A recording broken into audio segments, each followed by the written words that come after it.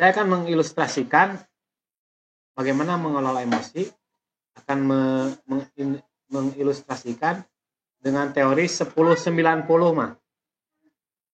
Teori 10-90 dalam hidup kita. 10% dan 90%. Apa yang 10%? Yang 10% itu adalah kehidupan kita yang dibuat oleh hal-hal yang terjadi terhadap kita dan kita tidak bisa mengendalikan. Ingat ya, 10% itu kehidupan dibuat oleh hal-hal yang terjadi pada diri kita, tapi kita tidak bisa menghindarinya.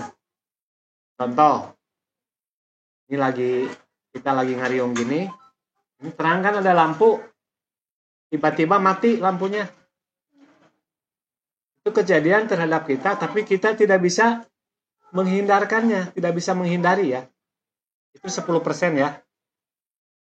Kemudian kita misalkan lagi jalan kaki, kemudian kita tersandung batu atau lonjong. Itu yang tidak bisa kita hindari adalah yang 10% kejadian itu. Kita misalkan mau minum, tapi pas mau gitu ini kesenggol, tumpah. Itu hal-hal yang tidak bisa dihindari oleh kita ya. Yang 10%. Kemudian kalau misalkan anak sakit, itu kejadian yang tidak bisa kita hindari. Itu adalah hal yang 10%. Kemudian yang 90%-nya adalah yang ditentukan oleh kita. Bagaimana kita bereaksi. Tadi 10% kejadian yang tidak bisa dihindari. 90%-nya adalah bagaimana kita bereaksi. Itu 90% ditentukan oleh kita.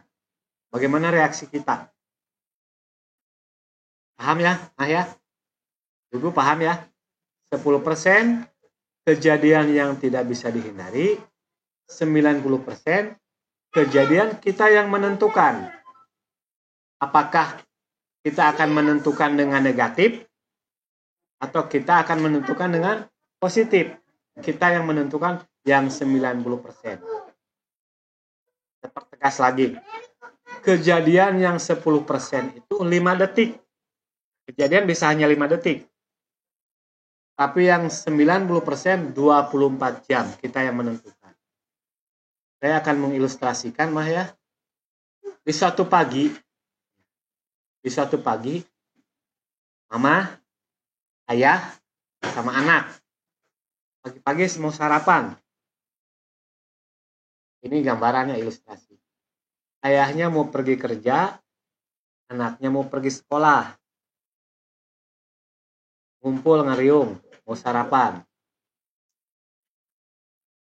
Kemudian tiba-tiba si anak dengan tidak sengaja menumpahkan air kopi punya ayah yang ada di pinggir meja. Sehingga air kopi itu kena baju dan celana si ayah. Itu kejadian yang tidak bisa dihindarkan, yang 10%.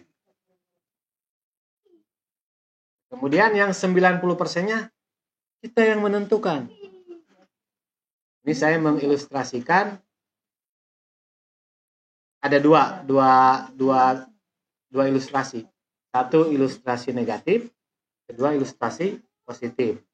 Kemudian yang skenario 1, ketika air kopi tumpah ke si ayah, tindakan 90% nih. Si ayah marah terhadap anak itu yang menumpahkan kopi. Marah dengan kasar, memarahi anak. Kamu misalkan enggak lihat ada kopi tumpah ke baju ayah sampai basah begini. Ayah kan mau kerja, ini udah siang. Ayah harus ganti baju lagi nih. Si anak nangis enggak? Anak nangis karena dimarahin. Nangis. Kemudian anak makan sambil nangis. Anak makan sambil nangis. Ayah marah. Udah marahin anaknya, Ayah ngelirik ke istrinya. Istrinya dimarahin lagi. Kamu lagi nyimpen kopi nggak bener. Sampai di pinggir meja gitu. Jadi kan tumpah begini, ayah harus ganti baju. Dan sebagainya. Ayah masuk kamar. Ya, ayah ganti baju sambil marah-marah. Sampai-sampai si dompet di celananya ketinggalan. Karena ganti celana, pakai celana yang baru, sambil marah-marah. Lihat, keluar kamar lagi si anak masih nangis.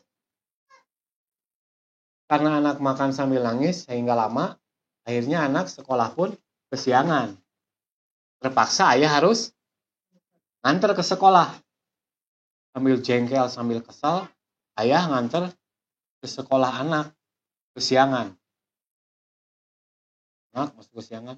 Udah mah anak kesiangan, si ayah pun pergi kerja sudah terlambat nih. Pergi kerja sudah terlambat. Karena terlambat di perjalanan cepat melaju dengan kencang. Tiba-tiba di persimpangan di depan ada razia kendaraan oleh polisi. Karena tadi si ayah kena razia, karena tadi dompetnya ketinggalan, sehingga SIM dan STNK-nya pun tidak terbawa. Lengkap sudah penderitaan. Nego dengan polisi, makan waktu lagi lama, ditilanglah. Lama lagi. Semakin lama keterlambatan ayah. Sudah telat 30 menit. Datang ke kantor, apa yang terjadi? Atasan marah. Kamu datang terlambat. Ini sudah jam berapa? Kamu telat 30 menit. Makin jengkel lah ayah. Makin dongkol. Mana kerjaan yang kemarin? Ternyata kerjanya ketinggalan juga di tas. Karena tadi saking buru-burunya untuk ngantar anak sekolah. Tambah lagi dimarahin oleh bosnya. Oleh atasan. Ya, oleh atasan. Dimarahin lagi. Udah gitu, singkat cerita, di kantor ayah itu pokoknya mah buruk sekali, galau, bete. Di kantor bete. Uring-uringan, malah marah-marah, dan sebagainya. Pulang ke rumah, ayah masih jengkel karena dimarahin atasan. Lihat istri, tambah kesel. Gara-gara tadi kamu kopi nih, ayah sampai dimarahin sama atasan. Kerjaan dan sebagainya, ketinggalan dan sebagainya. Terus, hari itu buruk untuk keluarga itu. Si anaknya dimarahin guru, istri dimarahin suami, suaminya dimarahin atasan, ditilang dan sebagainya. Hari itu buruk sekali. Nah, ini yang jadi pertanyaan, kenapa hari itu buruk sekali? Apakah karena secangkir kopi yang tumpah, atau karena kecerobohan anak menumpahkan kopi, atau karena polisi menilang ayah, atau karena dirimu sendiri, karena ayah itu sendiri? Karena ulah diri sendiri yang 90% tadi. Ya, yang 90% itu tidak bisa mengontrol diri. Sehingga hal kecil yang 5 detik tadi yang 10% karena kopi tumpah, reaksinya merusak 24 jam, merusak semuanya, buruk sekali. Itu ilustrasi satu. Ilustrasi dengan reaksi yang negatif. Sekarang kita contohkan ilustrasi kedua. Kopi tumpah di kemeja ayah. Si anak mau menangis nih karena menumpahkan kopi.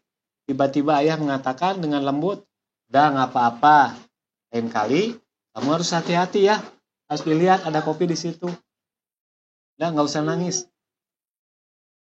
Kemudian si ayah pergi naik motor dengan santainya, pamitan ke istri sambil nganter anak ke sekolah. Dan nyampe sekolah, pergi ke kantor dengan santai, datang ke kantor lebih awal. Apa yang terjadi? Dipuji oleh atasan. Kamu hebat, selalu tepat waktu, datang lebih awal. Hari itu menyenangkan tidak? Menyenangkan. Jadi itu dua skenario yang berbeda. Keduanya dimulai dari hal yang sama.